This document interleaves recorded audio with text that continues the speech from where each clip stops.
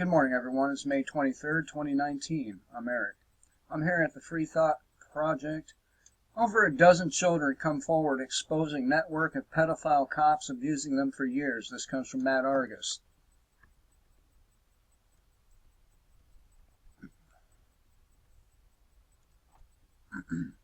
Inside information into the years-long child abuse saga involving Louisville Metropolitan Police Department officers is now being revealed.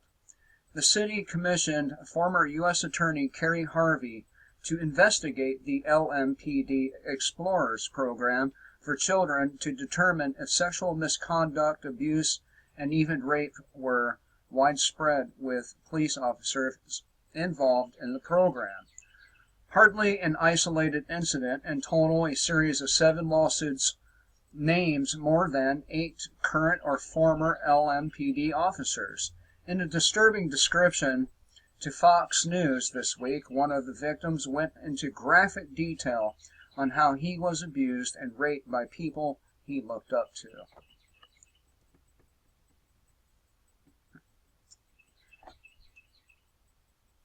CF, who uses a pseudonym to protect his identity in a civil lawsuit, said that what should have been a golden opportunity to learn about law enforcement became a nightmare of exploitation and sexual abuse.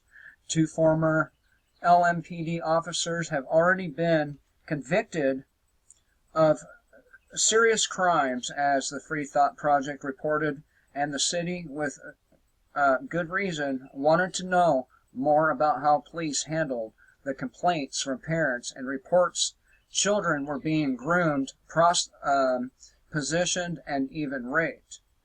As the Free Thought Project reported, in October of 2017, Brandon Wood allegedly raped a teenage boy both in his car and in a residence, and filmed the crime for the purpose of producing pornographic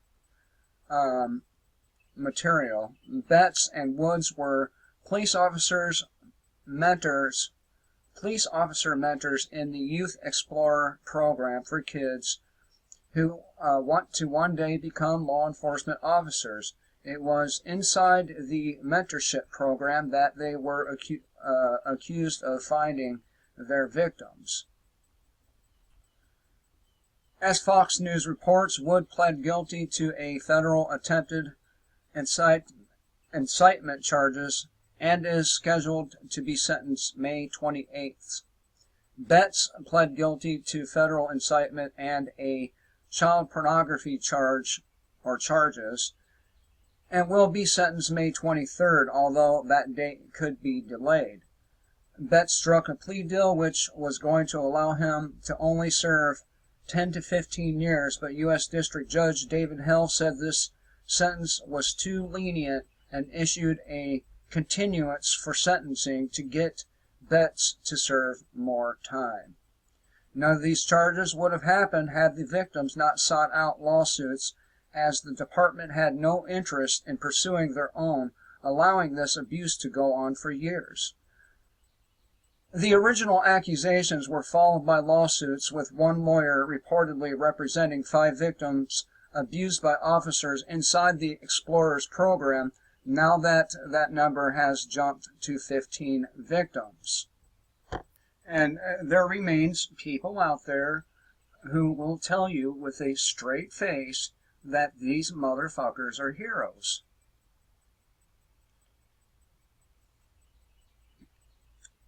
Not only did parents accuse the police officers' superiors of doing nothing about their criminal complaints, the police officers' union also began to stonewall, filing a lawsuit in an attempt to prevent investigators from interviewing more cops, as the Free Thought Project reported.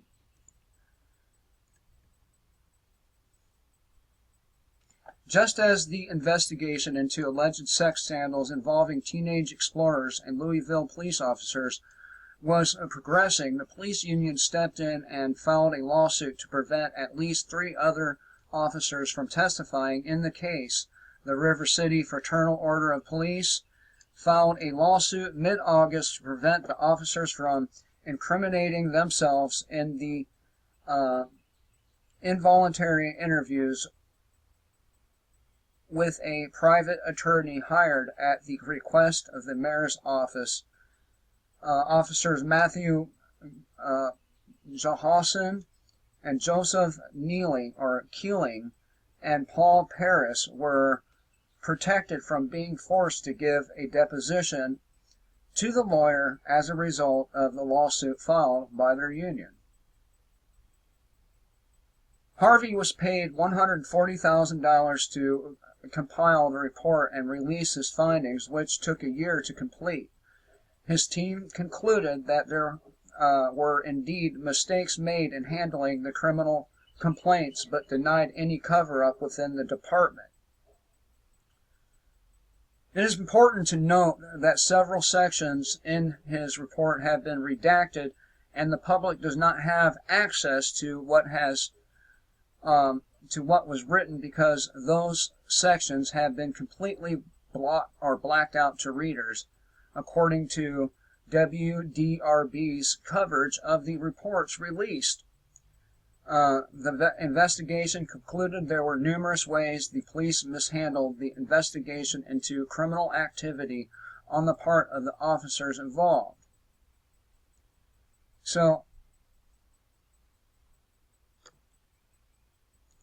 And of course they're going to lie, and they call them mistakes, but they covered it up. Anyway, I thought I would share this with you because, again, people will tell you with a straight face that police are heroes, and they're anything but heroes. They are pedophiles. They're drug dealers. They are rapists and murderers. That's what they are. Till next time, kill the state before the state kills you.